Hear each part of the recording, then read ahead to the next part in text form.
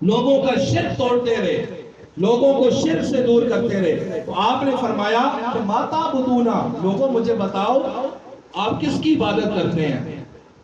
کہنے لگے نعبدو اصناما، ہم بتوں کی عبادت کرتے ہیں۔ ابراہیم علیہ السلام نے فرمایا کہ کیا بت تمہاری بات سنتے ہیں؟ بت تمہاری بات سمجھتے ہیں، جواب دیتے ہیں؟ فرمایا کہ بت تمہیں نفع نقصان پہنچاتے ہیں؟ کہنے لگے جی ہمیں نہیں پتا، لیکن بات یہ ہے کہ عبادت اس لیے کرتے ہیں کہ ہمارے بڑے کو ہم نے دیکھا وہ ایسے کیا کرتے تھے، جیسے ہمارے بڑے عبادت کرتے تھے ہم بھی عبادت کرتے ہیں۔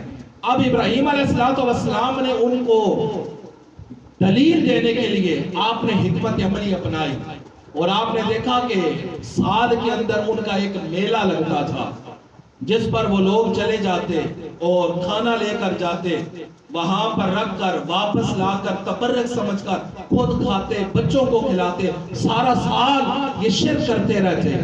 ابراہیم علیہ السلام اسی انتظار میں تھے، اور یہ بڑا معذرت کے ساتھ میں کہوں گا کہ وہ جو میلے کی رسم ہے نا وہ آج بھی چلی آ رہی ہے۔ یہ اولیاء کرام کے مزارات پر عرس کے موقع پر باقاعدہ طور پہ میلے کا نام دیا جاتا ہے۔ آگے جو کچھ ہوتا ہے ہم اس کو بیان نہیں کرتے، اولیاء کرام کا عرس ہے اور عرس نکلا ہے عروس سے، تو پھر وہاں پر یہ میلے کا نام اتنا گھٹیا اور بازاری لفظ اولیاء کرام کے عرس کے لیے بولا جاتا ہے۔ میں نے جمعے پہ بھی کہا کہ ہم اولیاء کرام کے دربار پہ جاتے ہیں صرف دو غرضیں ہیں، اگر تیسری کوئی غرض ہے آپ مجھے بتائیں۔ پہلی غرض یہ ہوتی ہے کہ ہم گھر سے پڑھ کے جاتے ہیں یا وہاں جا کر پڑھتے ہیں، پہلا عمل یہ ہوتا ہے کہ یا اللہ اس کلام کا ثواب اہل قبر کو بچا، اہل قبور کو پہنچا، اور دوسرا یہ ہوتا ہے جسے ہم عقیدہ وسیلہ کہتے ہیں کہ یا اللہ اس بندے کے نیک عمل کی وجہ سے، اس مبارک مقام کی وجہ سے یا اللہ ہمارے اوپر کرم فرما، یا اللہ یہ ہمارے اوپر مشکل ہے اس کو آسان فرما۔ تیسرا کوئی مقصد ہے وہاں پہ جانے کا؟ تو پھر وہاں پر یہ بیلوں کی دوڑ کروانا اولیاء کرام کے عرس پر جسے میلے کا نام دیا گیا، تو پھر کوئی بندہ یہ کہہ سکتا ہے کہ دوڑ کے بعد یا اللہ یہ جو ہم نے دوڑ کروائی ہے جانور پر ہم نے ظلم کیا ہے، یا اللہ اس کا ثواب اہل قبور کو پہنچا؟ پھر یہ بھی دعا کرو نا وہاں پہ جا کر، یا اللہ یہ جو ہم نے کبڈی کرائی ہے مسلمان کے منہ پہ تماچے مار رہا ہے، میرے آقا نے فرمایا کہ جانور کو بھی منہ پر مت مارو، یہ جو منہ کا پیالہ ہے اللہ تعالیٰ نے اسے اپنے ہاتھ سے بنایا ہے، اور استاد کے لیے بھی حکم ہے کہ بچے کو پڑھاتے ہوئے منہ پر مت مارے۔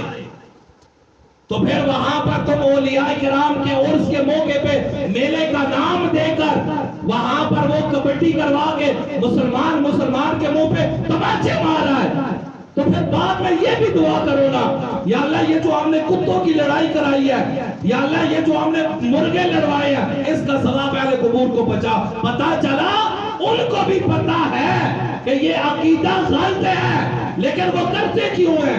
اس لیے کہ غلطی ہماری ہے، ہم لوگ وہاں پر جا کر تماش بین بن جاتے ہیں۔ اگر وہ لوگ یہ کام کروا رہے ہیں اہل مزار والے، آپ لوگ وہاں پر کیوں جاتے ہیں؟ وہاں پر جا کر اتنے لوگ اندر فاتحہ خوانی کرنے والے نہیں ہوتے جتنے وہاں پر یہ تماشا دیکھنے والے ہوتے ہیں۔ عہد کریں آج کے بعد ابراہیم علیہ السلام نے جس طرح ان لوگوں کا شرک توڑا، انہیں ان بتوں سے دور کیا، ہم نے بھی اگر وہاں پر حاضری دینی ہے تو پھر ہم نے وہاں پر خرافات پر نہیں جانا، وہاں پر اولیاء کرام کے دربار پر جا کر وہاں فاتحہ خوانی کرنی ہے اور ان کے لیے پہلے دعا کرنی ہے، پھر ان کے وسیلہ سے رب کی بارگاہ میں اپنی پریشانیوں کا حل دریافت کرنا ہے۔ اور یہ جو کہا جاتا ہے کبھی اس پر غور کرے کہ 10 محرم کو ان لوگوں کا جلوس نہیں دیکھنا چاہیے، وہ تو وہاں پر پیٹ رہے ہیں تو دیکھنے والے کو کیوں منع کیا گیا؟ کبھی اس پر غور کیا آپ نے؟ کرنے والا تو یہ کام کر رہا ہے، شریعت کہتی ہے ان کو دیکھو بھی نہیں، کیوں؟ بزرگ فرماتے ہیں کہ ظالم بندے کا چہرہ دیکھنے سے انسان کا دل کالا ہوتا ہے، یہ حقیقت ہے اس میں۔ ظالم بندے کا چہرہ دیکھنے سے دل کالا ہوتا ہے۔ شریعت کہتی ہے وہاں پر اتنے لوگ جو یہ رب اور رسول کی حدود کو کراس کر رہے ہیں، اگر وہاں پر یہ لوگ تماشبین بنیں گے تو اتنا گناہ ان کو ہوگا، ان کے ساتھ تم بھی گناہ میں برابر کے شریک ہوگے۔ تو پھر وہ قانون یہاں بھی لگائیں، یہ نہیں کہ ہمارے اپنے ہیں، ہمارے اپنے اندر بھی خرابیاں ہیں، ان خرابیوں کو دور کرو۔ اور پھر جس جگہ پر آپ بیٹھے ہوئے ہیں وہاں پہ جو بندیوں کی کثرت ہو چکی ہے، اور شاید آپ کو پتا ہے یا نہیں پتا، اسی محلے کے اندر اہل حدیثوں کا بھی مرکز بن چکا ہے۔ اب ان چیزوں سے، خرافات سے باہر آئے، ابھی قرآن و حدیث سے ہٹے نہیں، اور وہ قصے کہانیاں چھوڑیں، اور جہاں پر آپ دلیل کی بات کریں۔ اگر یہ کام نہیں کیا تو آنے والی جو نسل ہے وہ تو پہلے ہی کہتے ہیں کہ یہ لوگ بابی ہیں جی، نہ ان کا کتاب سے کوئی واسطہ، نہ سنت رسول سے کوئی واسطہ، سنی سنائی باتیں ہیں، اسی پر عمل کر رہے ہیں۔ اگر ہمارے اندر کوئی خرابی ہے تو ہم نے اسے ڈنکے کی چوٹ پر بیان کرنا ہے، اور پھر کوشش کرنی ہے الحمدللہ ہم نے اس خرابی کو دور کرنا ہے۔ ابراہیم علیہ السلام نے دیکھا جب قوم چلی گئی ہے میلے پر، آپ نے ان کا جو مندر تھا، معبد خانہ تھا، اس کو خالی دیکھا، وہاں چلے گئے۔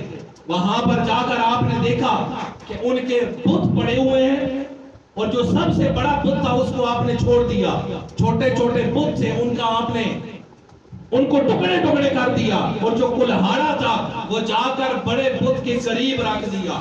قوم واپس آئی، کہنے لگی یہ کام کس نے کیا؟ دوسرا بولا، اس نے کہا کہ ہم نے ابراہیم کو دیکھا کہ کل وہ ہمیں منع کر رہا تھا۔ ابراہیم علیہ السلام چلے گئے، ابراہیم یہ کام آپ نے کیا، وہ بڑا بچ گیا ہے، خدا چھوٹوں کو کسی نے ٹکڑے ٹکڑے کر دیا، پر میں اس بڑے سے پوچھ لوں نا یہ کام کس نے کیا ہے؟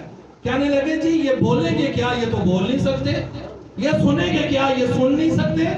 آپ نے فرمایا بندگان خدا، جو نہ سن سکتا ہے، جو نہ بول سکتا ہے، نہ تمہیں نفع نقصان پہنچا سکتا ہے، نہ اپنا آپ دفاع کر سکتا ہے، نہ اپنے آپ کو بچا سکتا ہے، وہ خدا کیسا ہے؟ فرمایا خدا وہ نہیں ہوتا جسے ہم اپنے ہاتھ سے بناتے ہیں، خدا وہ ہوتا ہے جو ہمیں بھی بنانے والا ہے، اور آدم علیہ السلام سے لے کر قرب قیامت تک آنے والی ساری مخلوق کو پیدا کرنے والا ہے۔